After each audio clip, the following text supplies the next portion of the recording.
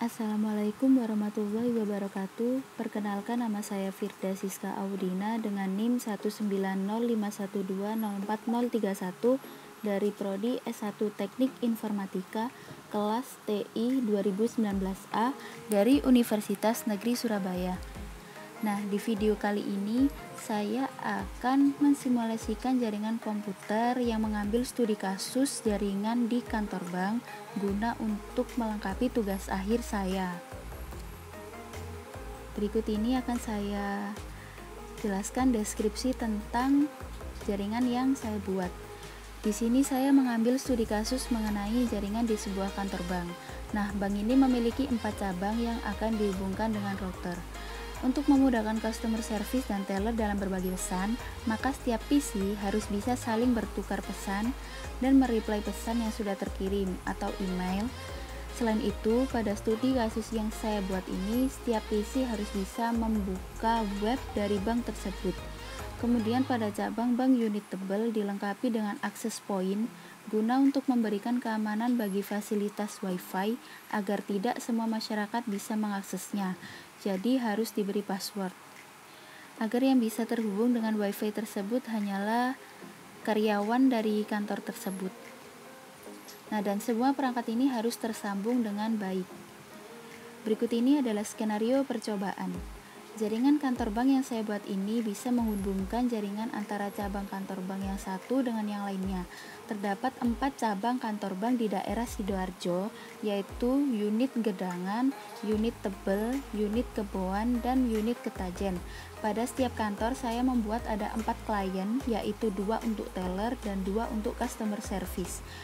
Namun di unit Tebel sedikit berbeda, saya membuat di sini ada access point dan 1 buah laptop.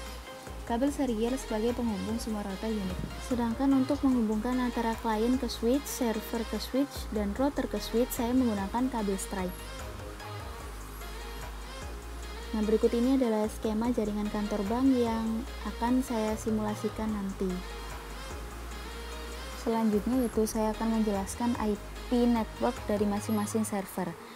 Jaringan ini terdiri dari 4 buah router dan masing-masing router terhubung dengan router lainnya. Jaringan ini menggunakan topologi mesh. Pada setiap router dihubungkan dengan masing-masing 1 buah switch. Kemudian switch dihubungkan dengan server pada setiap cabang kantor. Di bawah ini adalah IP network dari masing-masing server. Saya memberikan IP network Gedangan yaitu 192.168.31.1, IP network Tebel 192.168.31.2, IP network Ketajen 192.168.31.3, dan Keboan yaitu 192.168.31.4. Nah, berikut ini adalah gambar dari skema jaringan cabang kantor bank yang telah saya buat. Selanjutnya langsung saja kita ke langkah percobaannya. Kita buat skema jaringan seperti ini yang terdiri dari 4 buah router karena saya mengambil 4 cabang bank di Sidoarjo, dan 4 buah switch, ada 4 buah server, serta 12 PC klien, 1 access point, dan 1 buah laptop. Kita ke langkah kedua,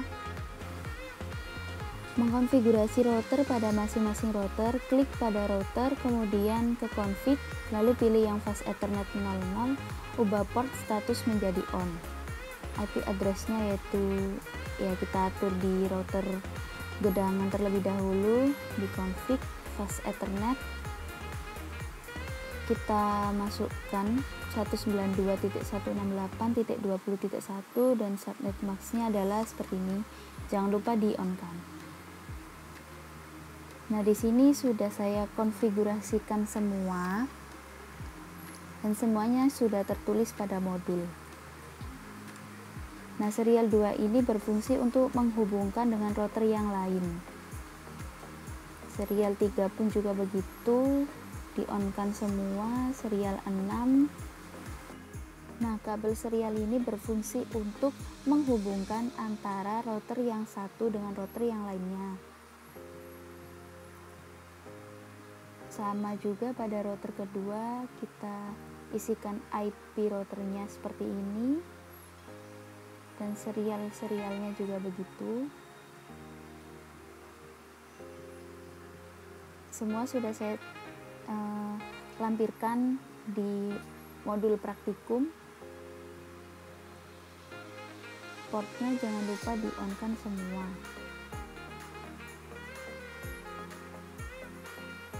Nah, pada router kebuan juga begitu, serial kita isikan agar bisa terhubung dengan router yang lain.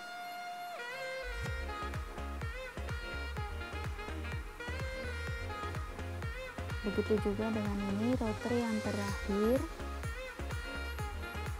pas Ethernetnya seperti ini. Serialnya juga kita isikan IP dari masing-masing router agar bisa terhubung antara router satu dengan yang lain. Di-on-kan. Langkah ketiga. Nah, selanjutnya yaitu setelah mengkonfigurasi semua router, langkah selanjutnya yaitu mengonfigurasi alamat IP server semua unit. Klik server, kemudian desktop, pilih IP configuration, lalu isi statis. Ya, langsung kembali ke Cisco pakai tracer.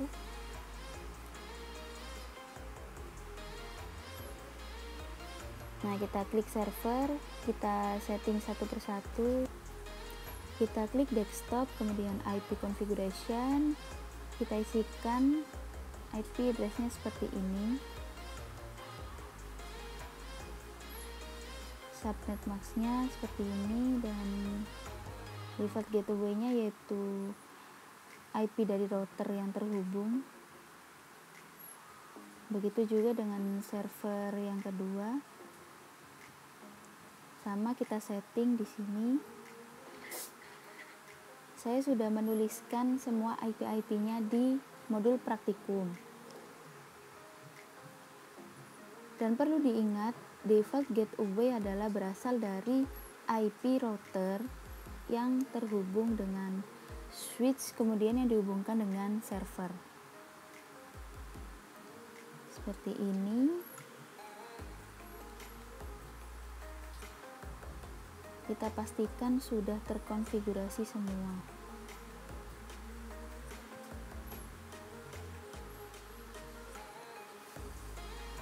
Nah, server yang terakhir, nah sudah terkonfigurasi semua.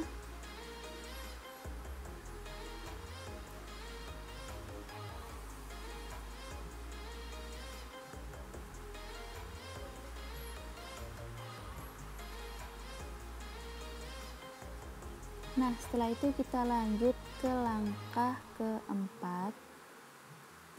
Tetap di server, pindah ke tab service, kemudian konfigurasi tab DHCP service di on. Default gateway pada masing-masing server, isikan IP dari masing-masing router yang terhubung, kemudian klik save. Ya. Kita isikan di DHCP server seperti gambar di bawah ini. Langsung saja kita ke server gedangan, service DHCP, jangan lupa di on kan. Nah, default gateway ini kita isikan IP dari router, dan start IP address ini digunakan untuk mengkonfigurasi PC klien semua unit menggunakan DHCP agar semua tersetting secara otomatis. Jadi dimulai dari angka 5 dan seterusnya. Jangan lupa di save. Nah, kita lakukan hal yang sama pada server yang lain juga. Kita on kan DHCP-nya. Kita isi seperti ini. Yang ini juga begitu. kita on kan.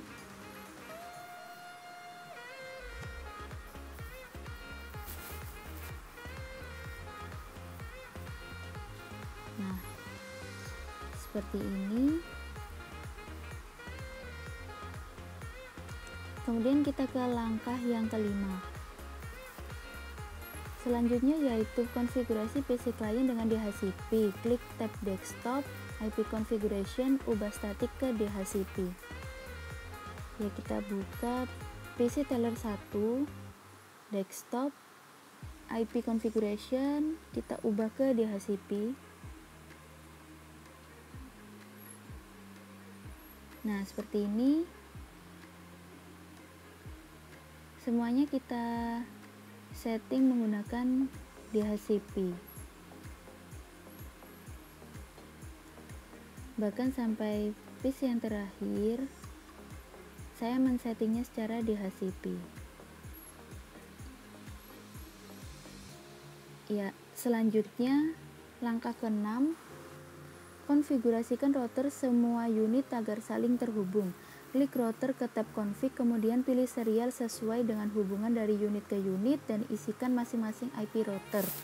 Port status di-on-kan, lalu clock rate menjadi 64.000. Ya, kita ke router, di serial-serialnya kita isikan sesuai dengan IP masing-masing router yang terhubung seperti ini.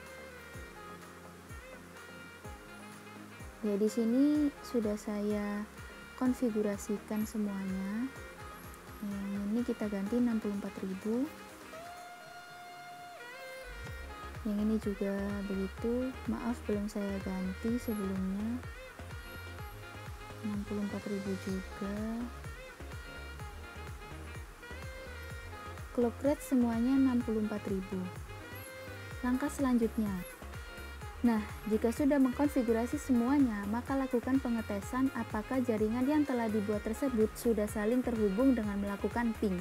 Di sini saya sudah mencoba ping dari server unit tebel ke unit gedangan dengan mengetikkan ping 192.168.31.2 dan hasilnya sudah terhubung. Maka jaringan ini sudah berhasil terhubung semuanya, kabelnya pun sudah berwarna hijau semua. Selanjutnya yaitu konfigurasikan access point agar bisa terhubung ke laptop. Klik config kemudian port 1, lalu isi SSID dan ubah authentication-nya menjadi WPA2PSK. Langsung saja kita ke access point, config port 1. Nah, di sini saya jangan lupa di-on-kan. Di sini saya membuat SSID-nya yaitu bank dan authentication-nya WPA2PSK dengan bank 1234 seperti yang terlihat di video tersebut. Kemudian langkah selanjutnya yaitu untuk menghubungkan WiFi dengan laptop, ganti port laptop dengan wireless terlebih dahulu dan jangan lupa di-off-kan terlebih dahulu laptopnya. Setelah diganti baru di-on-kan lagi laptopnya. Nah, kita off-kan terlebih dahulu ketika akan merubahnya, lalu kita tarik ke bawah, kita ganti dengan ini. Kemudian jika sudah diganti, kita on-kan lagi laptopnya. Setelah itu kita hubungkan dengan access point di wireless. Kita isikan saja seperti yang telah kita buat sebelumnya, SSID-nya bank dan passwordnya yaitu bank 1234. Nah, jika sudah terhubung maka akan terlihat seperti ini, seperti kabel terputus-putus gambarnya. Langkah selanjutnya yaitu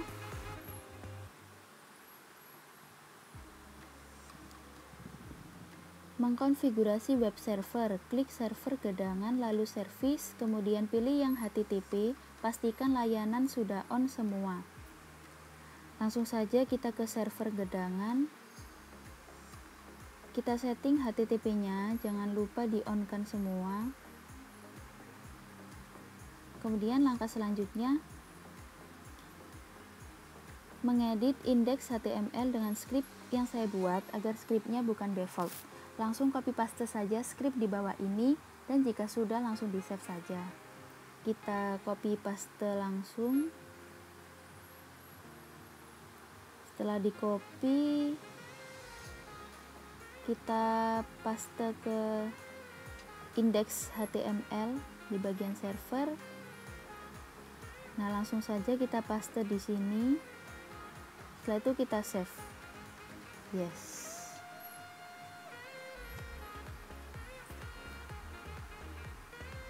Langkah selanjutnya yaitu pada salah satu device buka web browser, kemudian ketikkan alamat 192.168.31.4. Jika berhasil maka akan tampil seperti gambar ini.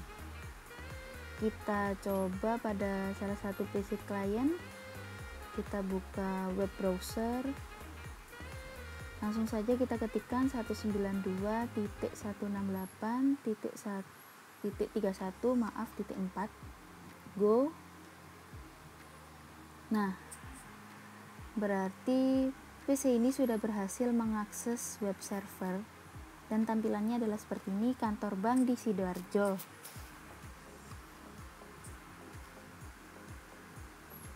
Langkah selanjutnya yaitu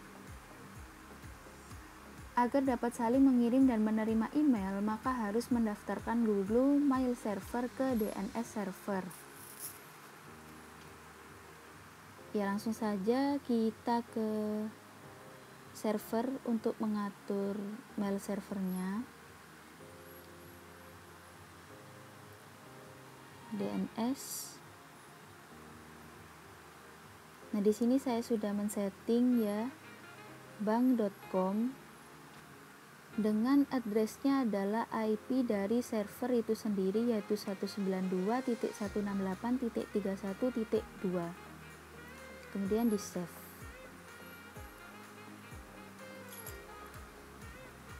Jangan lupa portnya di on kan.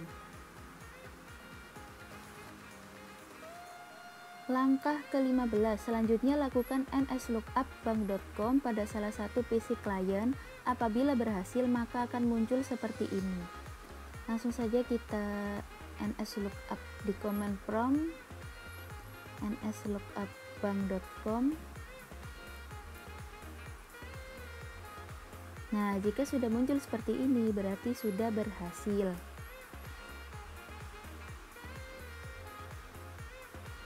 Langkah selanjutnya yaitu buat dua akun mail server dengan domain bank.com.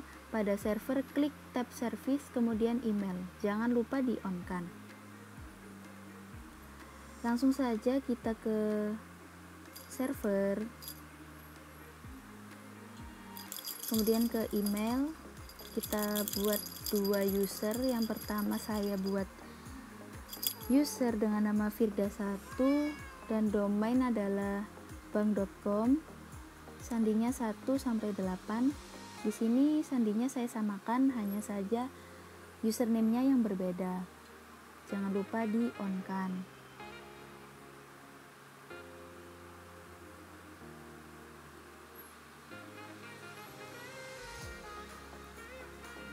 Langkah selanjutnya yaitu konfigur email pada salah satu PC klien dengan mail yang sudah dibuat pada langkah nomor 16. Klik PC, kemudian desktop, lalu email, setelah itu klik konfigur email. Kita klik email. Setelah itu konfigur mail. Nah, di sini saya memasukkan yang Firda1 untuk PC teller 1.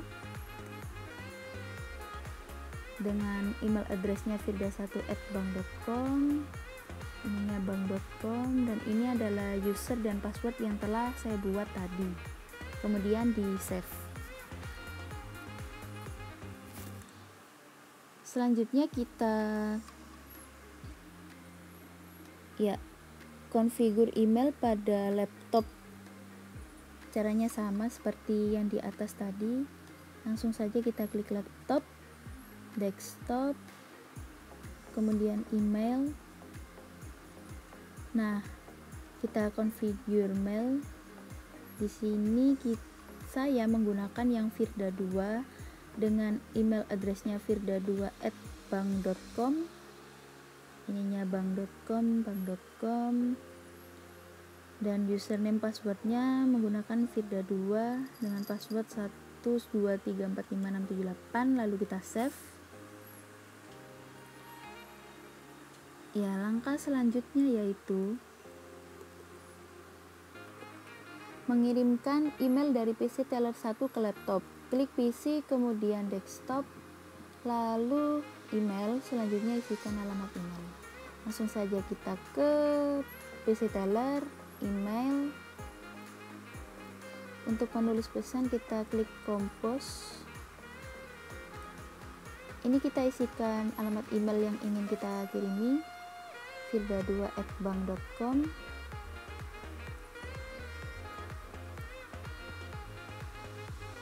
Kita isikan pesannya. Ini adalah informasi yang Anda butuhkan mengenai perbankan. Setelah selesai kita send,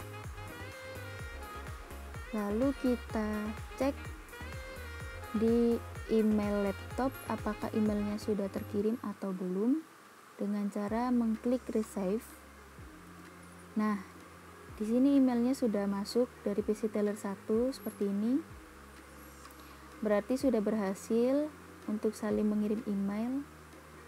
Kemudian untuk mereply langsung saja kita klik reply dan isi pesannya. Send. Kemudian kita cek kembali ke PC Teller 1 apakah masuk atau tidak replyannya. Resave. Nah, ternyata sudah masuk ya. Reply dari laptop seperti ini. Nah, maka praktikum kali ini sudah berakhir. Terima kasih telah menonton video saya. Mohon maaf jika ada salah kata. Wassalamualaikum warahmatullahi wabarakatuh.